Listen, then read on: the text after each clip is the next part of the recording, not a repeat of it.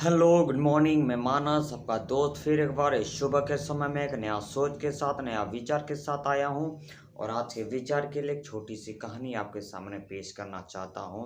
और दो शराबी बार में शराब पी रहे थे और एक से बात करते करते दोनों के बीच में कब बात झगड़ा में कन्वर्ट हो गया उन लोगों को पता नहीं चला। और इस प्रकार झगड़ा होते होते बात इस पर आ गया कि एक जो शराबी उसने चाकू से दूसरे को मर्डर कर दिया। और इसी प्रकार गलती से उसने जब मर्डर कर दिया और जब मर्डर करने के बाद उसको थोड़ा सा झटका लगा, बहुत डर के मारे उसने वहाँ से भाग निकलने की कोशिश की। और उसके आसपास में जो लोग थे उन लोगों को लगा कि ये मर गया है और ये मर्डरर को उसने पकड़ने की कोशिश की, उसके पीछे भागे, उसके पीछे उसको पकड़ने के लिए कोशिश की।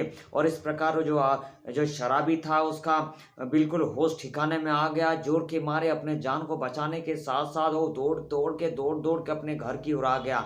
और घर के पास आने के बाद तुरंत अपने कबाट में जो उसका इस दरवाजा में जोर से उसने धक्का लगाया और अंदर आ गया। और ये देख कर पापा ने उसका घबरा गया और अरे बेटा तुमको क्या हो गया, तुम बहुत घबराए हुए लग रहा है, क्या हो गया बात बताओ। तो बेटा ने बोला नहीं पापा जी, मैंने गलती से एक आदमी का खून कर दिया है और मुझे पकड़ने के लिए मेरे पीछे बहुत सारे भीड़ पड़ी हुई है, मुझे समझ में नहीं आ रहा है, मैं क्या करूं, मुझे बचा लीजिए पापा जी। इसी प्रकार पापा ने जब देखा कि बेटा बहुत खतरनाक स्थिति में, बहुत बड़ा मुसीबत में पड़ा हुआ है, तो ये भी सोच रहा है कि मैं क्या करूं, समझ में नहीं आ रहा है। इस प्रकार सोचते सोचते उसने बेटा को बोला बेटा जी तुम्हारा जो शर्ट है मुझे दे दो और मेरा शर्ट तुम पहन लो, लेकिन ये ध्यान रखना जो मेरा जो शर्ट है उसमें कोई दाग नहीं होना चाहिए, इस प्रकार तुम लगाओ।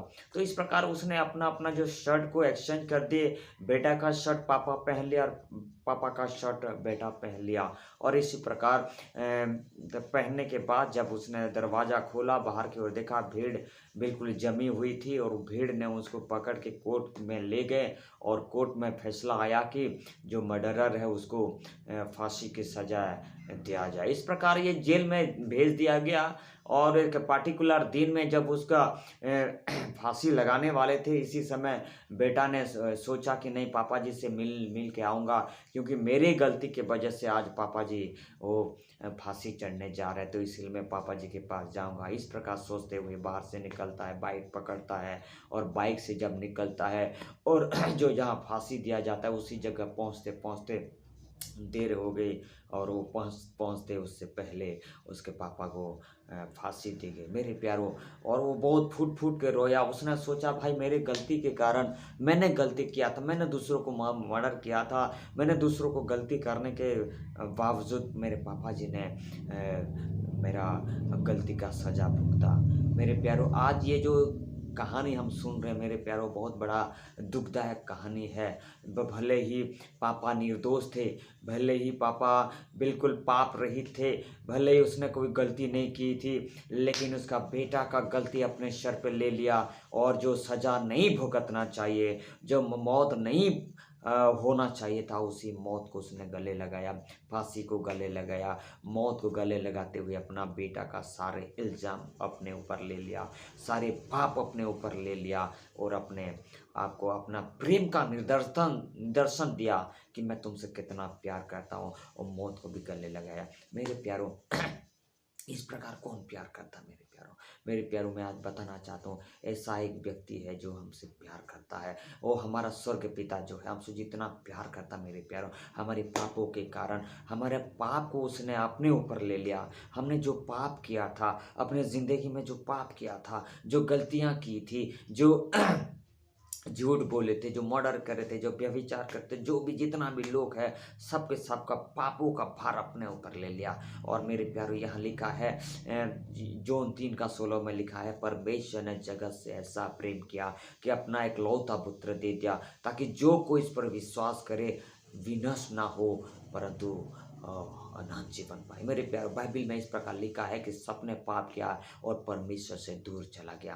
पाप करने के कारण मेरे प्यारो सब हम पापी बन गए, और पाप हमको परमेश्वर से दूर ले चलता है, परमेश्वर से अलग कर देता है। और परमेश्वर से अलग हम पाप करने के कारण हो गए थे मेरे प्यारो। परमेश्वर से कभी मिल नहीं पाते थे, परमेश्वर से कभी पुकार नहीं सकते थे। और परमेश्वर का जो हमारे लिए जो अनंत काल का जो जीवन दिया रखा है, अनंत काल का जो मोक्ष रखा है, उसी को पाने के लिए हम लायक नहीं थे।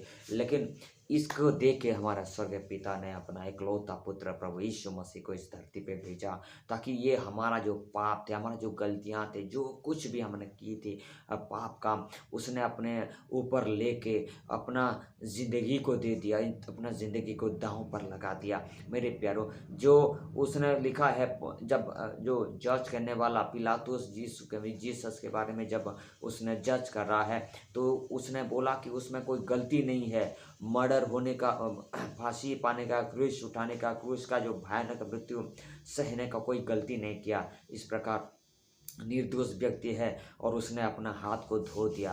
मेरे प्यारो, इस जो निर्दोष व्यक्ति के ऊपर मेरा कोई हाथ नहीं, इस प्रकार अपने आप को अलग कर लिया। उसने बिलीव किया था कि वास्तव में यीशु ने कोई गलती नहीं किया। मेरे प्यारो, भले ही यीशु ने निष्पाप रहित था, पाप रहित था, कोई पाप नहीं किया था, लेकिन हमारे पापों के कारण, ये धरती के पापों के कारण, कोई भी जाति हो, हर एक लोगों के कारण, उसके पापों के कारण हमारे प्रभु यीशु मसीह ने अपना कुर्बान कर दिया, एक बलिदान दे दिया।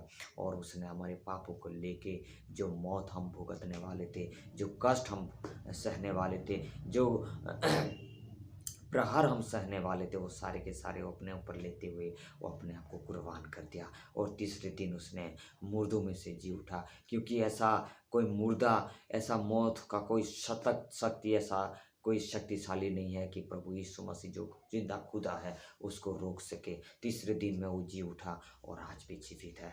परमेश्वर प्रभु यीशु मसीह जोन को जब दर्शन देते हैं, जोन को जब दिखाई देते हैं, उसी समय जोन को बोलते हैं, देख मैंने मर गया था, लेकिन युगानुयुग में जीवित हूँ, और मौत का जो चाबी मेरे पास है। मेरे प्यारो, प्रभु यीशु मसीह जिंदा है। प्रभु यीशु मसीह हमारे पापों के लिए मारा गया। प्रभु यीशु मसीह हमारे लिए ही मारा गया। मेरे प्यारो, आइए हम प्रभु यीशु मसीह को अपने आप को अब परमेश्वर के हवाले कर ले। जिस तरह से पापा ने अपने बेटे को बोला था कि मैं तेरे शर्ट को पहनता हूँ, लेकिन मेरे शर्ट में कोई दाग नहीं होना चाहिए।